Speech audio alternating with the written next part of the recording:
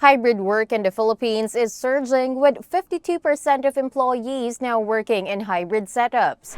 To discuss this trend, we have Mercedes Coquin from Cadence International, Eunice Maximo from YCP Solidians, and Lars Wittig from IWG.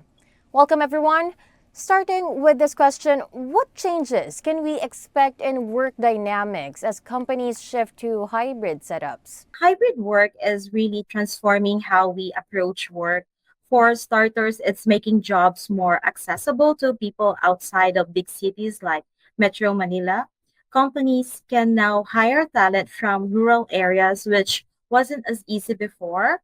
For employees, it's also creating better work life balance because they're spending less time commuting and more time being productive or with their families.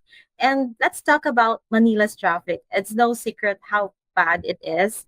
People can spend 2 to 4 hours stuck on the road every day, which is exhausting and really takes a toll on their health and productivity. It's also changing the way we collaborate.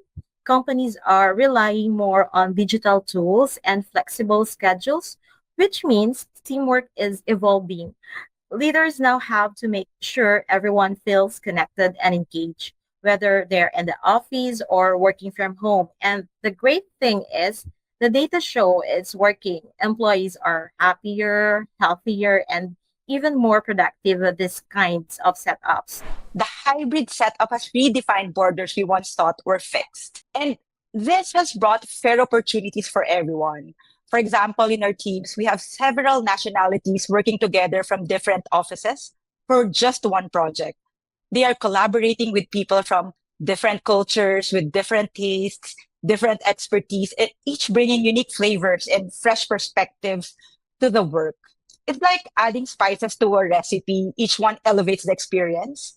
And these diverse points of view don't just challenge us, they inspire us to think bigger and bolder, giving us the opportunity to collaborate in a more unconventional way. Well, the changes will to a high degree be the need for a meaningful network. Hybrid obviously means that you have more than one option when you need professional workspace. And therefore, it's pivotal that you subscribe to a provider, that you join with a membership to someone who really have a relevant network to where you are and where you travel, to where you live and where you often have a destination going to. You need to be able to drop in anywhere in between point A and B. These all sound like really good points, and majority are actually advantages. So what barriers are preventing more organizations from adopting such hybrid setups? One major issue is internet access. Not every area in the Philippines has strong or reliable connectivity, which is a must for remote work. Some companies are also stuck in traditional mindsets where they believe productivity only happens when employees are in the office. Then there's the cost factor. Setting up hybrid systems like cloud platforms and secure networks can be expensive, and not every company has the resources for it. Another challenge is not all industries can fully embrace hybrid setups. For example, manufacturing or healthcare often require people to be on site, so it's not a one size fits all solution. And finally, there's the human side, making sure employees have the skills and tools to succeed in a hybrid setup.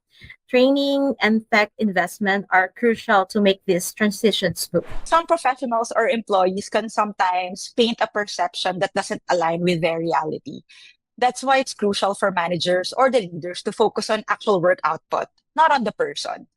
Output should always be king. So for employees, the key is ensuring their outputs are impactful and brilliant enough to stand out, even within the limits of Teams, chats, or virtual calls.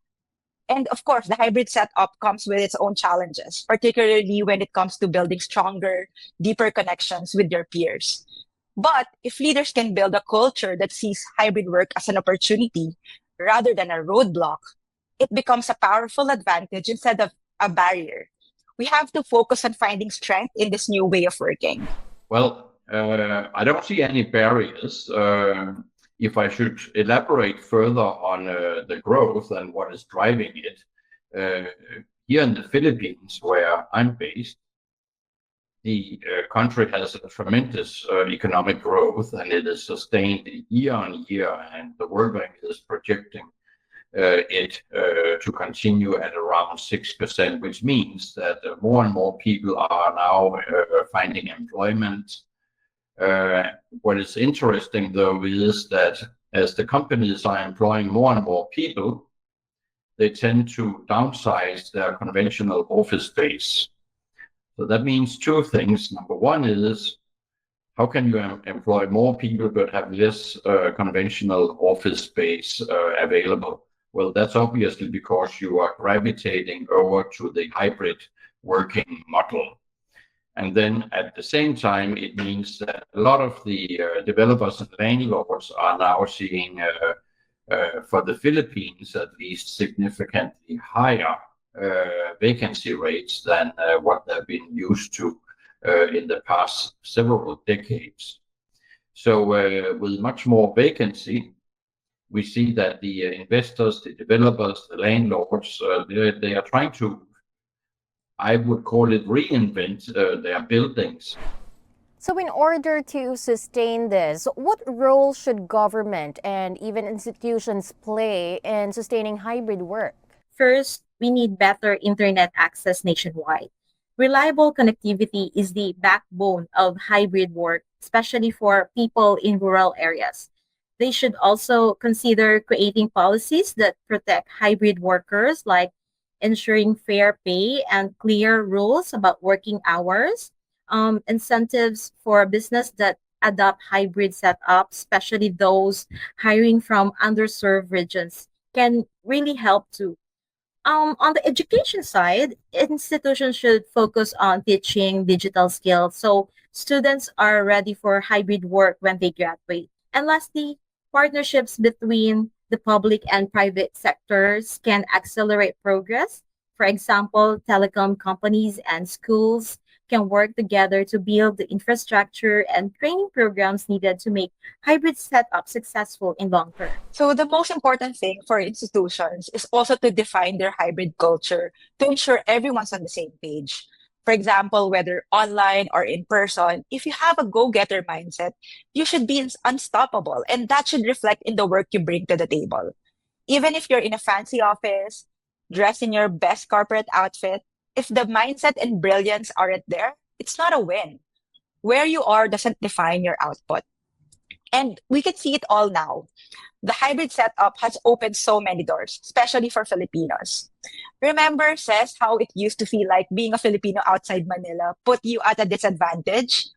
That's starting to change with the hybrid setup. It has provided fair opportunities around the world because of its flexibility. We need to extend this opportunity to more people who feel that borders and geography are barriers to achieving their goals. So I guess let's champion an output-based work culture, one that values results over location.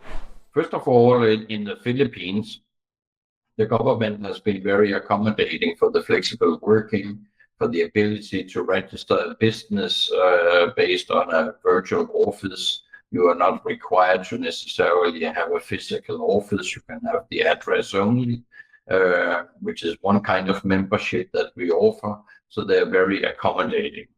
Then we know that the local government units in the Philippines are obviously all competing for investors, and we are a facilitator here. A good example is when we opened our first center in Davao, that is just about 10 years ago. During the first 3 years, 85% of all our customers were doing business for the very first time in all of Mindanao.